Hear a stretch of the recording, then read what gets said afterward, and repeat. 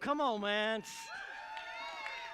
Some of y'all, just a moment ago, you got your fix. When that country song played, you got your... Some of y'all, you feel like you're bleeding on the inside of your chest because it hurt.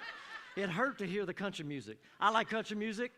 Some of my stories and things that I tell about the things that I like stereotypically would make you think that that's my favorite genre of music, but it's not. But I do like it okay. My name's Michael Singer, and I am not a country music huge fan, but I am a pastor here at Freedom House Church. And I said I don't like country music just for Pastor Troy. I'm trying to keep my job around here, okay? But I've been around Freedom House for a very long time, and over the years, one of the things that God has really shown me about myself, I think it's important for us to allow God to teach us about who we are and for us to be okay with that. One of the things I've learned about myself is that I am not a big, blank canvas vision kind of guy. I don't like to look way out. Matter of fact, if I can just think about what I'm going to do tomorrow, that hurts enough to try to have that much vision. But the thing I love about Freedom House, the thing that I feel like God has used, one of the tools He's used to really teach me and grow me is He showed me I'm not that, but I love coming alongside people who are big-time visionaries. And our pastors are big-time visionaries. So let's give it up for our big-time visionary pastors. And so it's an honor and privilege to be able to be here talking to you today. Thank you for showing up. I'm believing that God is going to teach us something today, just one little thing that we can walk out of here with. So let's get right into what we're talking about. We're in a series called The Bucket List, you know that song, and we're talking about visions and dreams. We're talking about writing down a list that is bigger than our current circumstance, that is something that stretches us, something that we couldn't go and do on our own. So a bucket list is not something where you go into a restaurant and say, you know what, I always get the same thing. My bucket list is, I'm going to get the chicken this time. No, because you can buy that. That's just a change of what you want to do. That's just getting out of your comfort zone. Bucket list is bigger. It's bigger than you. I loved last weekend when we kicked this off, we had Colby Maxwell preach. We had Olin Carter preach, and we also had Pastor Joel Johnson preach, and they all did an excellent job in their own way, really explaining the backbone of what this series is, this idea of vision and this idea of dreaming. Now, we don't want to just sit up and talk about this. We believe in this so much, we want you to engage in this. So in your note sheet, on the right-hand side, it says there's a place for you to put your bucket list. So it's important to write these things out. Now, this is not an easy thing for me to do because I don't just think this way about having a bucket list. My bucket list is if I can get the kids to bed and sitting there and watch TV after the day is done, the bucket list is complete. So it's hard. One of the things, though, I would love to do is I would love to spend about a week in Colorado. If I'm left in the woods somewhere with a gun in my hands, that's completely fine, too. Shooting animals, I'm not trying to kill people. Sorry, let me clarify that. And I don't know what your bucket list is, but write it down on that page, take a picture, post it on some form of social media, and do hashtag. Woo, I didn't eat at the Waffle House. Hashtag FH bucket list. Now, here's what that'll do. That'll put you in the running for an opportunity to have one of your bucket list items come true for you. All right? So you want to write that down. This whole idea of bucket list, I didn't Google this, but here's what I believe, is that it seems like the bucket list got really popular when in 2007 there was this movie released. Guess what the name was? The Bucket List. That's right. I know it's profound. First profound thing you're going to hear out of my mouth is the name of the movie was The Bucket List. Two main actors in there, Morgan Freeman, who played a guy by the name of Carter in the movie. And then I just forgot his name. I was thinking about the golfer for a minute. Then there's Jack Nicholson, Jack Nicholson, who played a guy by the name of Edward. Now, in the movie, Morgan's character, Carter, he is an auto mechanic, a laid-back guy. You know, Morgan Freeman just comes across as a laid-back guy. You know, that scene in Shawshank where he says, I remember the first time I met Andy Dufresne. Just that easy kind of laid-back kind of deal. Well, he's like that in the movie, but he's extremely intelligent. Knows a lot of stuff. And then you have this guy, Jack Nicholson, who's playing this guy, Edward, who is an owner of these hospitals. He's very pompous. Everything around his world is about him. And if you're not going to get out of his way, if he needs to, he will pay you to get out of his way. You don't matter to him. He is the only thing that matters. Well, they both get diagnosed with cancer, and they're given a short amount of time to live. They find themselves in the same room at a hospital. And as they're talking, they decide to go out all around the world and do all the fun things that they've been talking about and the fun things that they have on their I wish I could do list before I die. And so they go around and do all this, and they come to the end of this time of experiencing all these fun things that they've always wanted to do before they die. And then Edward, who again is played by Jack Nicholson, he says this about Carter. He says, the simplest thing is, I loved him, and I miss him. Carter and I saw the world together, which is amazing when you think that only 3 months ago, we were complete strangers. I hope it doesn't sound selfish of me, but the last months of his life were the best months of mine. He saved my life, and he knew it before I did. What I love about that quote is that it reveals to me something about a bucket list that these guys playing these roles that they discovered in their journey. It shows me that a bucket list, yes, is supposed to be fun, but a bucket list is also supposed to have substance. You see, when you look at a bucket, and when I look at a bucket, the main function of this, though it can be used for many things, the main function for a bucket is that it's intended to hold some kind of substance. You can put water in a bucket, paint comes in a bucket, you can use a bucket to put trash in, to put nails in, to pick up stuff. But the main function of a bucket is to have substance. Now, what I want to talk about today is this idea of substance, because I believe substance is very important. I believe that substance is meant to come alongside and undergird what a dream is, what a vision is. I believe that down to its core, the important thing about substance is that substance really needs to be a part of our everyday life. There's one statement I want to say to you that I want you to walk out of here and remember today. If you forget everything else, remember this statement. Everything without the one thing equals nothing. Everything without the one thing equals nothing. On the count of 3, I want you to holler that out loud as you can. 1, 2, 3. Everything without the one thing equals nothing. Say it again. Everything without the one thing equals nothing. Now, when I was growing up, I didn't like green things in my food, so parsley or whatever. I like green beans and stuff. I just didn't like it in my food. So I would always tell my mama, Mama, when you're cooking that, don't put any green things in it. So since as a kid I changed the I to an A, we're going to say this one more time, and we're going to change the I to an A. So we're going to say everything, okay? And you can say it with attitude. I don't care how you want to say it. We're going to say it. We're going to have fun. And one of the reasons I'm having you say this for a third time is because it's a proven fact that if we will say things out loud 3 times, then it is 1 time less than saying it out loud 4 times, okay? Proven fact. All right, change the I to an A. On the count of 3. 1, 2, 3. Everything without one thing equals nothing. Now, in order for us to see this idea of substance and this idea of the one thing, we're going to look at Ecclesiastes. We're not going to look at any other place in the Bible. We're going to just camp out in the book of Ecclesiastes. So if you have your phone, have your Bible. Some of you are like, what's a Bible? It's all on my phone. This is what a Bible looks like, kind of a book. It'll be on the screens. Let me talk about, before we read this first verse in Ecclesiastes, got to let you know who wrote this and what's going on, because we have to establish some credibility when we're looking at this substance thing.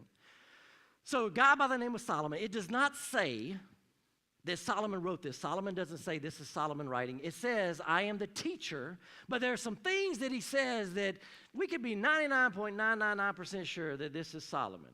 And even if it wasn't Solomon, the fact, it don't matter who it was for what I'm going to talk about today. But Solomon, for the sake of using a name, Solomon starts off, and the first thing he says is meaningless, meaningless. It's all meaningless. Now, when you read that, I don't know about you, but I don't get real happy inside. It kind of makes me go, I better not read this book. I don't even know if this is supposed to be in the Bible. Matter of fact, am I even holding the Bible right now? Because there's supposed to be meaning in life, right? But the great thing about Ecclesiastes, even though throughout Ecclesiastes, Solomon kind of makes these type statements, the great thing about it is if you hang in there and really pay attention, what you see are some nuggets of truth. Now, here's what you have to know about Solomon. Solomon was the guy that when God said, ask anything, he was the king of Jerusalem. He's David's son. When he came into kingship, God said, ask anything you want and I'll give it to you. Man, wouldn't you love that? Somebody just, one thing, just give anything you want, let me know. Solomon didn't ask for wealth and all this. He asked for wisdom. It kind of put Solomon's character up there. Solomon, when he wrote Ecclesiastes, is at the end of his life. Like, he's older now. He's experienced a lot.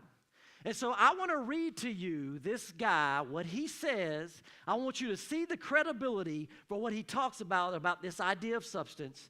And it gives some weight to what he explains to really be the importance of substance. So we're going to read in Ecclesiastes chapter 2. I'm going to start at the end of verse 3, and I'm going to read through verse 11. So here's what Solomon says. I wanted to see what was worthwhile for men to do under heaven during the few days of their lives. So he's about to go on an experiment here. I undertook great projects. I built houses for myself, and I planted vineyards. I made gardens and parks and planted all kinds of fruit trees in them. I made reservoirs to water groves of flourishing trees. I bought male and female slaves, and I had other slaves who were born in my house. I also owned more herds and flocks than anyone in Jerusalem before me. I amassed silver and gold for myself and the treasure of kings and provinces. I acquired men and women singers and a harem as well, the delights of the heart of man. I became greater by far than anyone in Jerusalem before me. In all this, my wisdom stayed with me. I denied myself nothing my eyes desired. I refused my heart no pleasure. My heart took delight in all my work, and this was the reward for all my labor. Yet, everybody shout, yet. Yet when I surveyed all that my hands had done and what I had toiled to achieve, everything was meaningless. A chasing after the wind, nothing was gained under the sun. Everything without the one thing equals nothing. When you hear that about Solomon, he set up some pretty good credentials on somebody who's experienced life and life to the full. Matter of fact, I doubt that Solomon would have ever been able to have a bucket list. They probably had a Solomon list back in his day because Solomon could do everything because he had the money to do anything he wanted. And everybody else probably just tried to strive to do what Solomon did because it was way out of their reach. He said he was far more wealthy than anybody else. But he gets to this point that when he looks over all this, that everything without the one thing really equals nothing. So I want to talk about some ingredients today. 2 ingredients that I believe are very helpful in us attaining, finding, and living with substance in our dreams, in our bucket list, and in life. I call them ingredients because they work hand in hand and they work together. Just like when you're baking something, if you leave out that one ingredient, it's going to be a bad day. And in high school, I was in home economics, and we were learning how to bake and stuff. The teacher made these banging biscuits. I mean, these biscuits were out of this world. If you've been to Popeyes, they were kind of like that. And she gave us a recipe. One day I'm at home, I'm excited about making these biscuits. Mama will make these biscuits. I made the biscuits. When they got out the oven, they were a flour hockey puck. You know why? Because I was supposed to use self-rising flour, and I used regular flour. And when you use regular flour, you got to add all these other little ingredients to make the thing rise up and act right. Well, these ingredients both are very important. The first ingredient to having substance in our bucket or having substance in life is to find meaning in the moment. Find meaning in the moment. You see, Solomon doesn't leave us at meaningless. He does talk about finding meaning in the moment. And I want to read to you Ecclesiastes 5, verse 18, where he begins to talk about this. This is what I have observed to be good, that it is appropriate for a person to eat, to drink, and to find satisfaction in their toilsome labor under the sun during the few days of life God has given them, for this is their lot. The thing I love about that verse is the phrase, find satisfaction. Some translations say enjoy, but I love this one because there's an idea of sometimes you're going to have a bad day. Sometimes every moment in life is not great. It's easy to enjoy life when things are going well and you're getting to do what you want to do. It's very challenging to enjoy life when things aren't going well. And that's why Solomon says to find satisfaction, because sometimes we have to find the importance and the meaning of the moment, even though the circumstance doesn't seem like that there's any meaning to that moment. There's a particular field in the medical arena. It's a type of care. It's called palliative care. Palliative care is similar to hospice, but does have its differences. But these are medical professionals that are taking care of people with life-threatening illnesses. So these people having this life-threatening illness, they are faced with death day to day. It is very present in their life, and they know that it is there. And there's a particular nurse that through her time of spending with these patients, and these patients faced with death, she heard them talk about certain things, and she wrote down a list of the 5 top regrets of people who are dying. One of them was, I wish I'd had the courage to live a life true to myself, not the life others expected of me. Another one was, I wish I hadn't worked so hard. I wish I'd had the courage to express my feelings. I wish I'd stayed in touch with my friends. And the last one that topped the list was, I wish I had let myself be happier. Everything without the one thing equals nothing.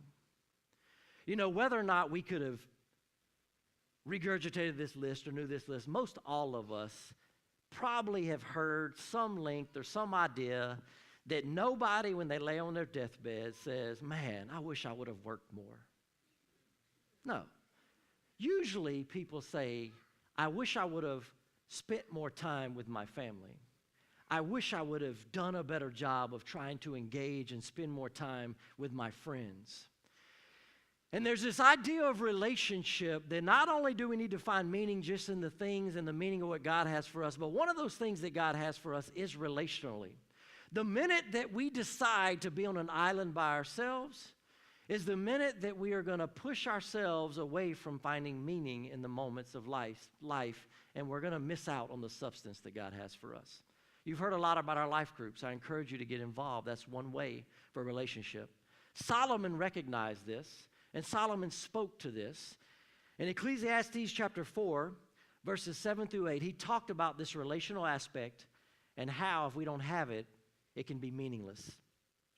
He said, then I returned, and I saw vanity under the sun.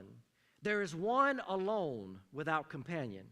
He has neither son nor brother, yet there is no end to all his labors, nor is his eye satisfied with his riches.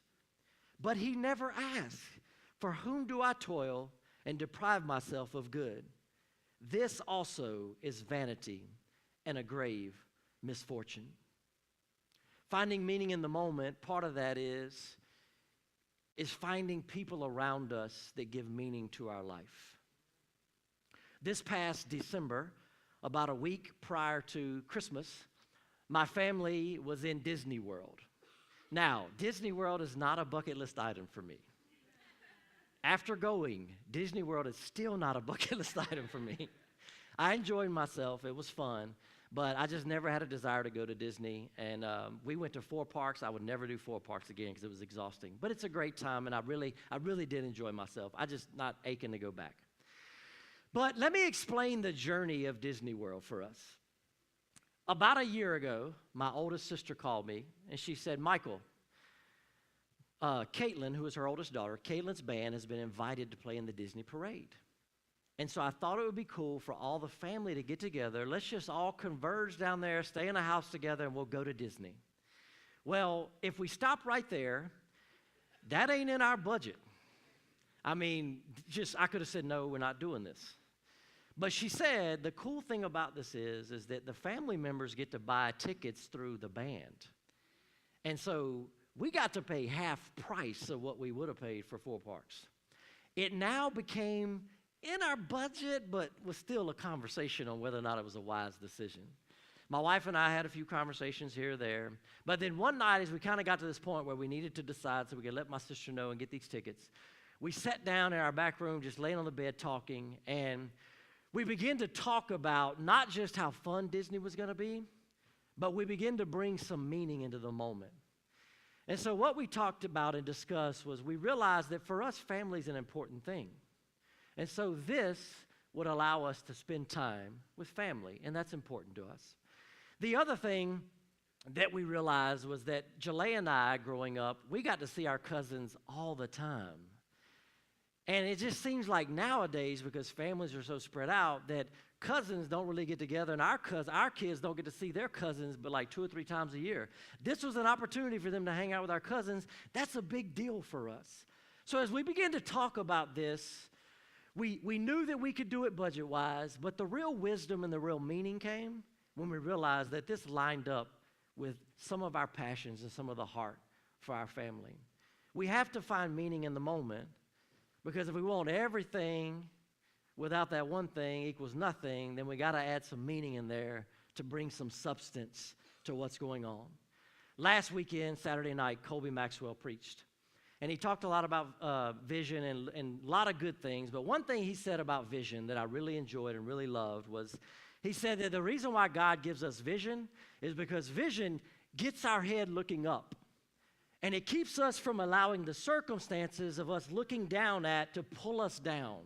That it actually lifts our head to a place where now we're looking forward and our circumstances aren't dictating the way we feel, the way we act, or how we operate.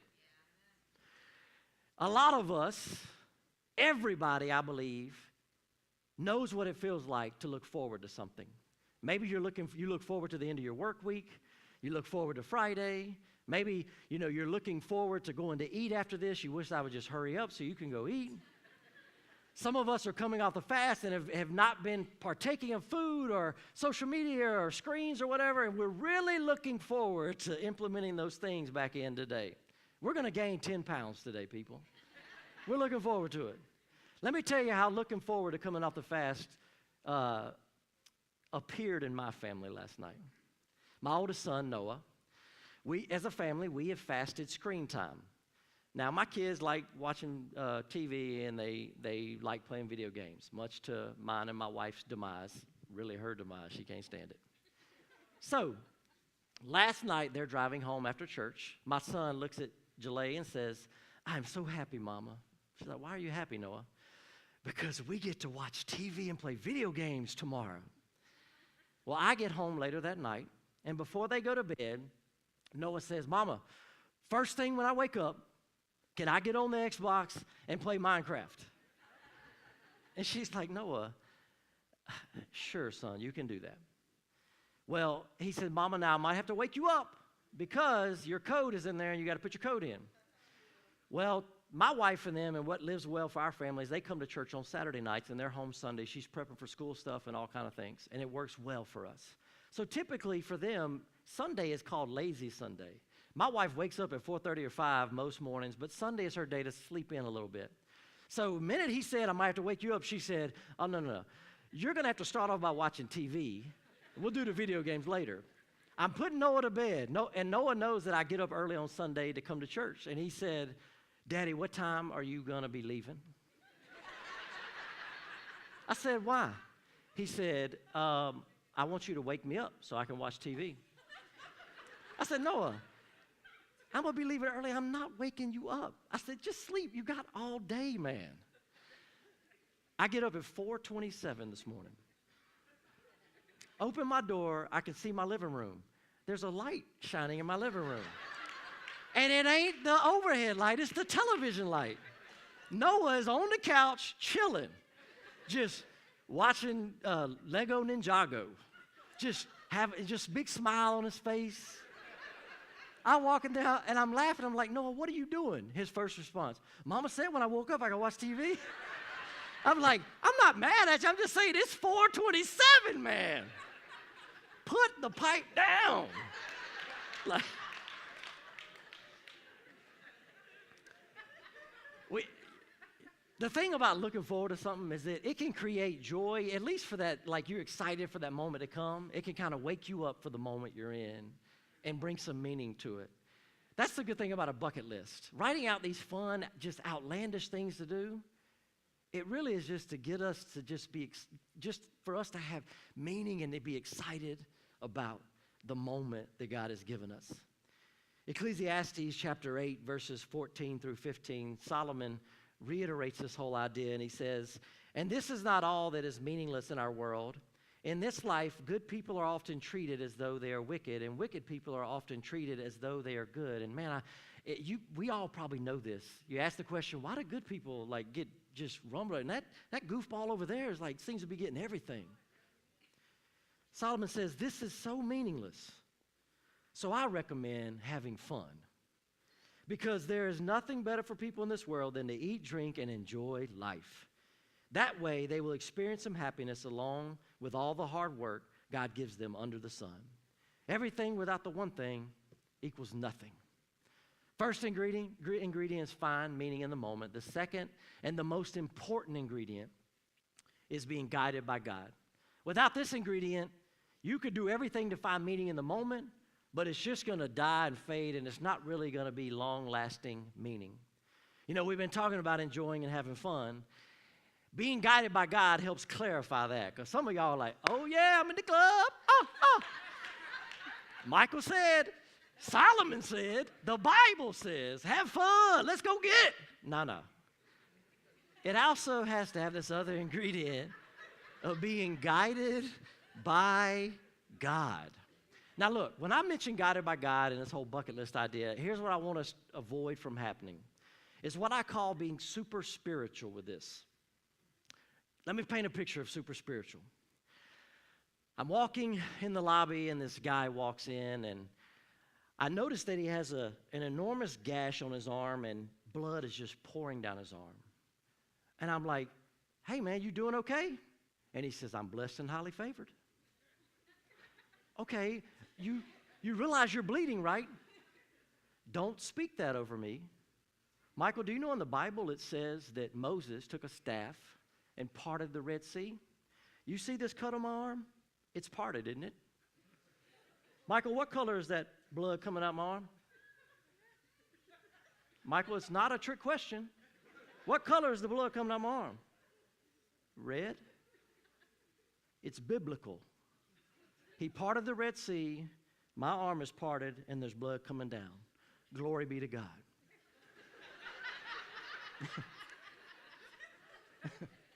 I'm being a little outlandish with that on purpose. Because here's what happens sometimes. We start a relationship with God. We hear very important scriptures like speaking life into our life and how powerful our words are. We know that God is a healer. But what we do is we take that and we think that God is asking us to ignore reality. When really, God is not asking us to ignore or remove reality. What he is asking us to do is to invite him into our reality. To say, yes, I do have a cut and I'm going to get this stitched up. But what I'm really believing is that God is going to heal me, and I'm even believing there's not going to be a scar left. That's inviting God into your reality and speaking life over your situation. When it comes to a bucket list, here's a simple way to know that you're being guided by God. Make sure the things that you write down are actually things you enjoy. Don't write something down, don't do something just so you can post it on Instagram and say, look what I got to do. I bet y'all wish y'all could do that. Na-na-na-boo-boo, I bet you wish you could be hanging out with this famous person, and you don't even know the famous person. When you do that, what you're doing is you're not being guided by God at all, because God has wired you a certain way. He has called you to interact with certain things in your life that have stroked those things inside you that you really love, and your bucket list should match up with the things that you love. I love to do things that you don't love to do. Some of y'all thinking of going to Colorado and sitting in the woods is about the dumbest thing in the world. Not to me. So, I am scrolling through Instagram a few months ago, particular day, and I see this picture. That is a guy by the name of Scott Moore. Scott Moore, stand up right here. Stand up.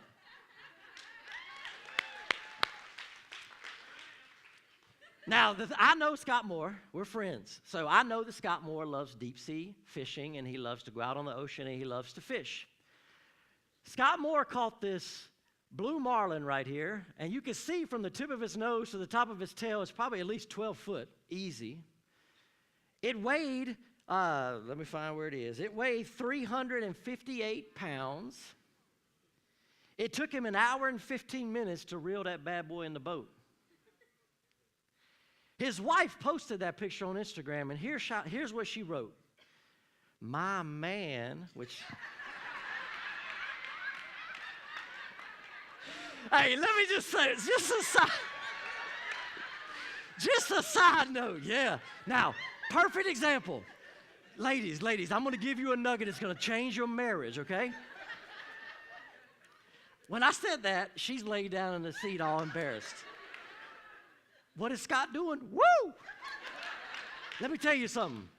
Ladies, when you refer to your husband as my man, and you say it like that, what you do is you stroke the respect inside him, and that's the greatest thing he needs.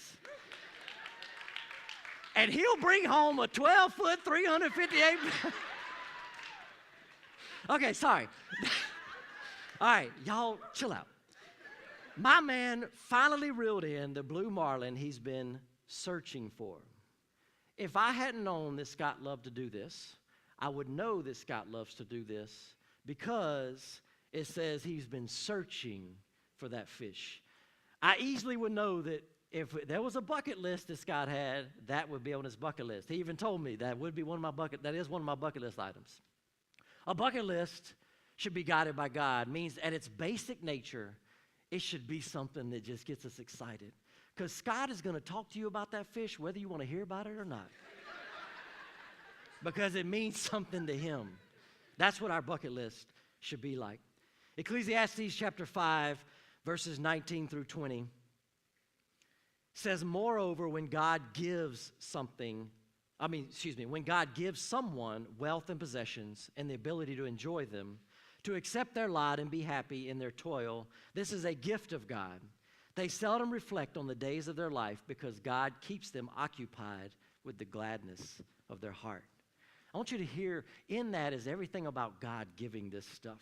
God keeping the gladness in our hearts so that when we reflect, it's very brief and we don't do it much because we don't have to sit in that place of, oh man, if I hadn't done this, what if this and what if that? That there's a gladness and a substance that God creates because we've been guided by Him that allows gladness of our heart to stay with us. Back in 2001-ish, 2000, my dad called me up and he said, Michael, you know I usually go on a trip to Alaska fishing with some good friends of mine, and I wanted to invite you to go with us this year. I didn't have to think about that. Heck yeah. I love fishing, and Alaska is the ultimate outdoors. I'm there. Now, me and my dad, great relationship, but I grew up being in the woods, and I got my love of hunting and nature and fishing and all that really from my dad. And so I always love when we get to do stuff. And so I was excited about this trip. So this would have been, at the time, if I had a bucket list, it would have been a bucket list item for me. We flew in on a float plane and landed on this lake and stayed in a cabin on the edge of the mountains. It was the kind of place that when I was fishing, I had to role play in my head, if a bear comes down that mountain, what am I going to do? But it was fun. Caught tons of fish. I mean, you could throw your rod out there with a leaf on it, and they were just biting everything. But when I went on this trip, it was more than just a bucket list item. There was really a meaning to it for me. And it really, beyond that meaning, it also was coupled with a moment that I recognized that God was guiding. And I really was intentional on that trip to journal and write down, because this was a time with my dad that I got to hang out and just have fun and be away and be able to just spend a week with him. And God has those moments for us that He wants to guide us into. And some of them are just fun things that are on our bucket list, by yourself or with someone else. The last verse I want to read is Ecclesiastes chapter 2, verses 24 through 25. It says, a person can do nothing better than to eat and drink and find satisfaction in their toil. This too I see is from the hand of God, for without Him, who can eat or find enjoyment? I love this passage right here because it combines those two ingredients. It talks about finding meaning in the moment, meaning enjoying and finding satisfaction in our toil. But then it says that is impossible if we don't invite God into that moment. If you will, stand to your feet for me. Solomon ends Ecclesiastes in chapter 12, and the last thing he says is that I've said a whole bunch of stuff, but I want to sum up everything with this. The only main thing, the one thing, remember, everything without the one thing is nothing. He says the one thing that I found after living everything in life and enjoying everything, the only thing that's worthwhile is to fear God and to know His commandments. Fear God means that we invite God into our life and recognize that we have a respect and an honoring and an admiration for Him coming in and being Lord of our life, that we trust Him at that level. We're not afraid. We recognize His power and how He wants to be in our lives. The following the commandments is not a rule book and a list of rules to try to keep you in line. It's God's way of saying that I have a best in mind for you, but I've created guidelines because you'll never find your best unless you invite the one who wrote the book on what the best is. If you will, close your eyes for me. And I ask you to close your eyes just so you can look within yourself, because I know God is speaking to you. It might sound like your voice in your head, but I know He's saying something to you. And I want to give you an opportunity to respond to that. You know, Jesus, when He died for us, He understood the meaning of the moment. When He was in a garden, He said, God, man, if you could take this cup from me, if you can change the game and do something different, do it. But I understand, God, that it's important if I die, you can have a relationship with the people you created and that you love. And I know this has to happen. He also was guided by God because He said, not my will, but your will be done. His willingness to do that created substance in a moment that allowed us to be able to have the chance to tap into substance for our life. If you feel like your life has just been running around meaningless, I'm here to tell you today, just like Solomon did, there is something worthwhile, and there's something real, and there's something special, and all you have to do is receive it. Today, if you want to start a relationship with God and invite substance into your life, I just want you to raise your hand up right now where you are. Just put it up high.